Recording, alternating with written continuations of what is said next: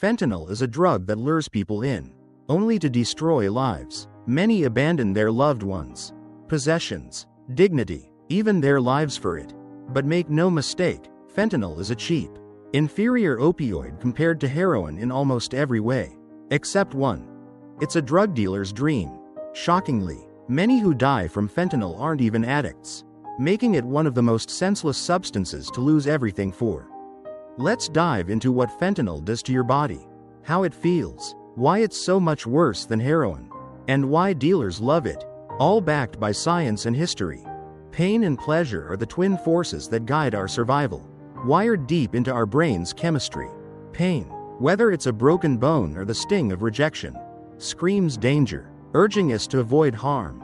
Pleasure rewards us for eating, bonding, or chasing thrills, flooding our brains with dopamine to make life feel worth living.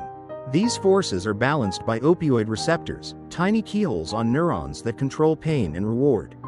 When natural opioids like endorphins bind to these receptors, they dull pain and spark joy, like during childbirth when a mother's pain fades to bond with her newborn, or when a hunter pushes past exhaustion to survive.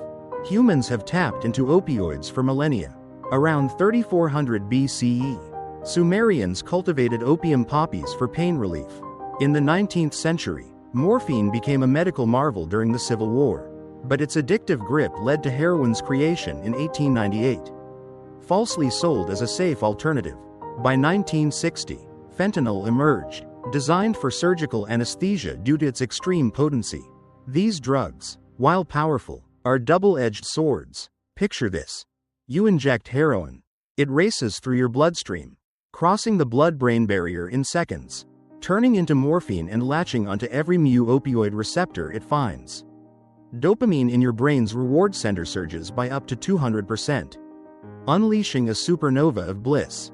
Pain, whether from a sore knee, menstrual cramps, or loneliness, vanishes. Coffee tastes like nectar. Music feels like a cosmic symphony. A hug radiates love from the universe's core. Your breathing slows, your heart calms, and stress melts into a warm, dreamlike haze. For a few hours, you're in heaven. But this perfection is the problem. Your brain can't handle this overload.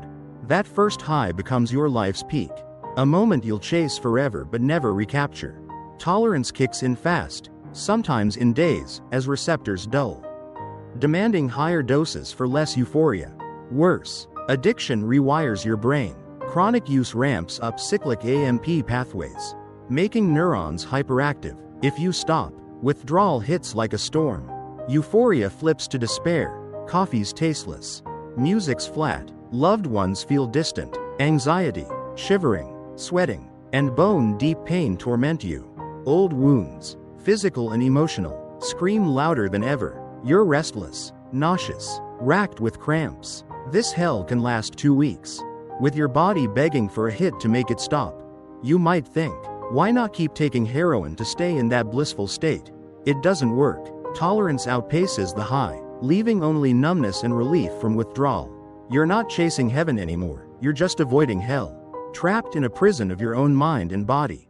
Now, fentanyl, it's heroin's ugly cousin, 50 to 100 times more potent than morphine. Its ability to slip through the blood-brain barrier in an instant makes it hit hard and fast.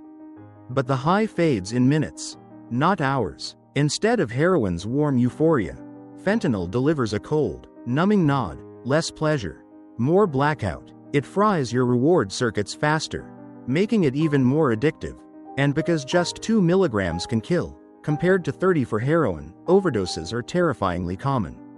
From 2013 to 2023, fentanyl claimed about 400,000 American lives, often those who didn't even know they took it.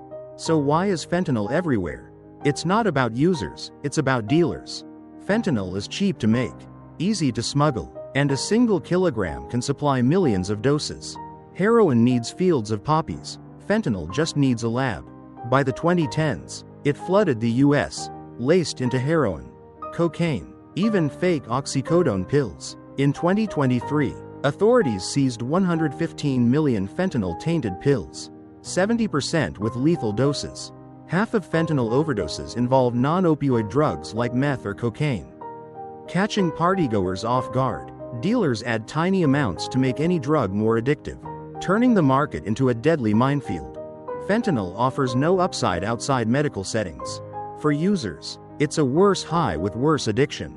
For unsuspecting partiers, it's a death sentence. Opioids are already playing with fire, but fentanyl turns that flame into a furnace. The only rational choice is to steer clear of that first hit. The risk of a supernova of pain is just too great. To tackle this crisis, we need to think critically. Looking beyond headlines, tools like ground news help by gathering global reporting in one place. Take a U.S. bill on tougher penalties for fentanyl smuggling. Some outlets call it a repeat of the failed 1970s war on drugs. Others praise it as a solution, while some argue the real issue is America's demand for drugs. Ground news lets you compare these perspectives to avoid bias and think for yourself. Check it out at Ground News, Kin for 40% off their Vantage subscription. Supporting both critical thinking and this channel.